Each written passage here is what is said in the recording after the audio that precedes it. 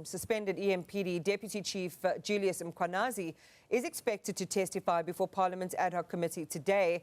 Mkhwanazi faces allegations that he was paid by a suspected criminal mastermind, Vusimuzi Cat Matlala, to allow private vehicles to use police blue lights. He had previously told the Madlanga Commission that the deal was meant to support an under-resourced EMPD. But Mkhwanazi is also accused of irregularly appointing 55 officers, of being an accessory to murder, and of running a rogue unit linked to truck hijackings.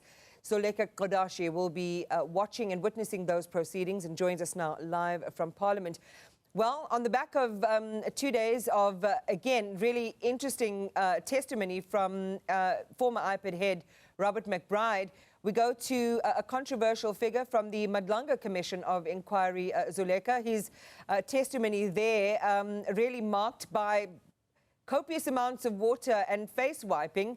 It's going to be interesting to see what kind of grilling he's going to come under in Parliament today. That's correct, Iman. And remember, during the proceedings in the ad hoc committee, the Parliamentary ad hoc committee, he faces several questions from several people from different political parties. So it's expected that what has come out of the Commission of Inquiry that's investigating these allegations of criminal infiltration and political interference in the criminal justice system will also shape how MPs and lawmakers ask their questions before field questions to Julius Mkhwanazi, the suspended deputy chief in EMPD. But first, he'll face questions from the chief evidence leader, Advocate Norman Arns, who's expected to ask several questions. And you'll remember that there have been links that have been drawn between Vusimuzi Cat Matlala as well as Julius Mkhwanazi. In fact, you'll remember, Iman, when Minister that's now been placed on leave of absence, Newzroom Afrika was before the inquisitorial body last year, he attempted to play a clip before the fact-finding body, saying that there was a threat that was leveled against the Chief of Staff as well as Newzroom Afrika by Mkhwanazi, the top cop in the province of KwaZulu-Natal.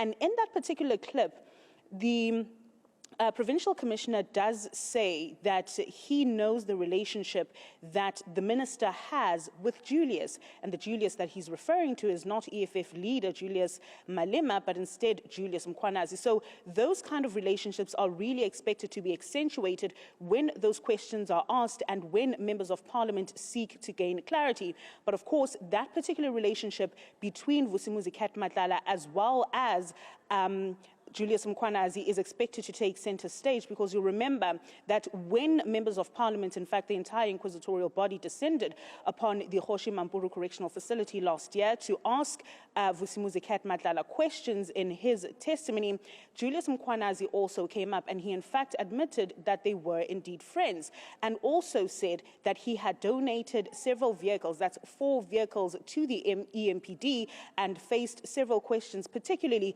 from the DA MP, Advocate Glenys Breitenbach. Let's take a listen. The protection that you supplied in Ekurhuleni, you supplied protection to the municipal officers, I think. Correct me if I'm wrong, and also sometimes to the mayor. Is that correct? The mayor is. How did that happen? Through by then he was a chief of operations. Who? Mr. Julius Mkhwanazi. So he arranged for your company to protect the mayor of Ekurhuleni? Yes. And did you get paid for that? No. Did it free? Yes. Now that's not a very good business model. It is. Okay. You donated vehicles to the Ekurhuleni Metro Police? Yes, I did. Why? Like I said before, I wanted to do medical response for them.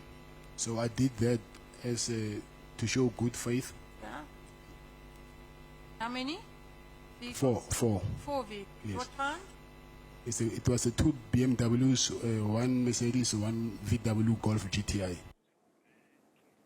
Now, Iman, it is that donation that is said to have led to Vusimuzi Cat Matlala's vehicles, private vehicles, being fitted with blue lights, allowing him to run amok in the province of Gauteng. Of course, that is one of the central questions or central themes that will be dominating the floor as he faces questions first from the evidence leaders, and then after that will be asked by the MPs as they also seek to gain clarity on some of his submissions as well as some of those controversial relationships. Now, those proceedings are expected to kick off at 11 a.m.